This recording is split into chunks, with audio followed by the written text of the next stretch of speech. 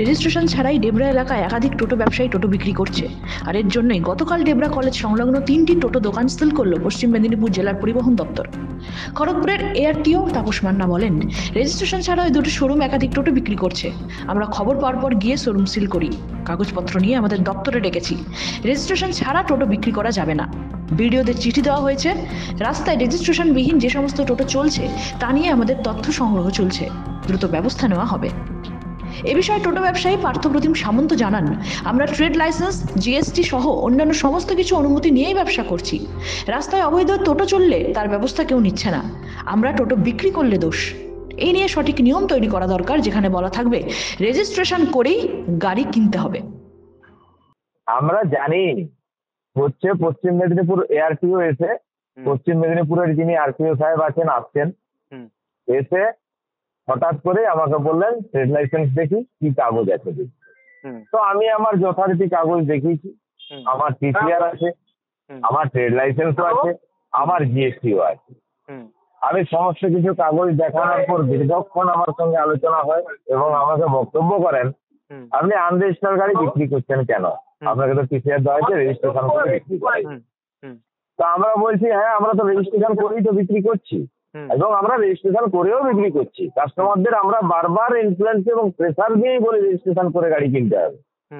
কিন্তু দুর্ভাগ্য যে সরকারের কোনো আইন নাই যে রাস্তায় চলতে হবে রেজিস্ট্রেশন করে। তাহলে আমরা কি করব?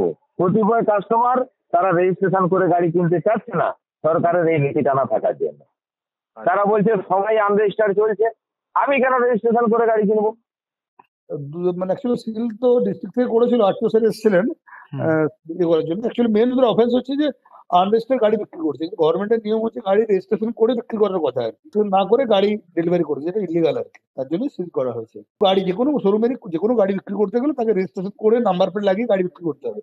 ওরা উইদাউট রেজিস্ট্রেশন গাড়িগুলো মানে কাস্টমারকে বিক্রি করে দিচ্ছে। তো না করে গাড়ি বিক্রিটা এটা আমাদের মোটরভেহিকেল একটা অফেন্স আছে, কিন্তু উনারই করছে না, ওনার মধ্যে কেউ না কেউ বিক্রি করছে না।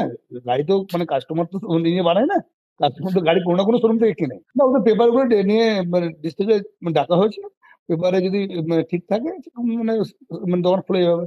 তো হচ্ছে রেজিস্ট্রেশনটা হলে কি বলুন তো, কোনো কিছু ইনসিডেন্ট হলেও গাড়িটা নাম্বার দিয়ে আরো ট্র্যাক করে দেবো। এখন তো কোনো ট্র্যাকই করা যাবে না। যদি কোনো গাড়িতে কিছু মানে দুর্ঘটনা ঘটে বা কিছু ঘটে আর কি, তো আমরা তো কিছু ট্র্যাক করতে পারবো। যে নাম্বারটা থাকে, নাম্বারটা দিয়ে মানে যে কোনো জায়গা থেকে ওরা দেখতে হবে গাড়ির মালিককে। হ্যাঁ, তার প্রসেস চলছে আর কি। কত অ্যাকচুয়ালি গাড়ি কত চলছে তার জন্য আমরা সমস্ত বিডিও সাহেবদেরকে একটা চিঠি পাঠিয়েছি, কত গাড়ি চলছে, কোন রুটে চলছে, তার একটা হচ্ছে যে মানে সেন্সাস চলছে আর কি। সমস্ত বিডিওদের কাছে চিঠি পাঠানো হয়েছে আর কি। ওই রিপোর্টটা আসার পর আমরা সেটা পাঠাবো স্টেটে, তারা যে ডিসিশন দেবে সেভাবে হবে আর কি। পশ্চিম মেদিনীপুর থেকে নিজস্ব প্রতিনিধির রিপোর্ট, এনএম নিউজ। আরও খবরের আপডেট পেতে সাবস্ক্রাইব করুন আমাদের ইউটিউব চ্যানেলটি আর বেল আইকনে ক্লিক করুন নোটিফিকেশনস পেতে।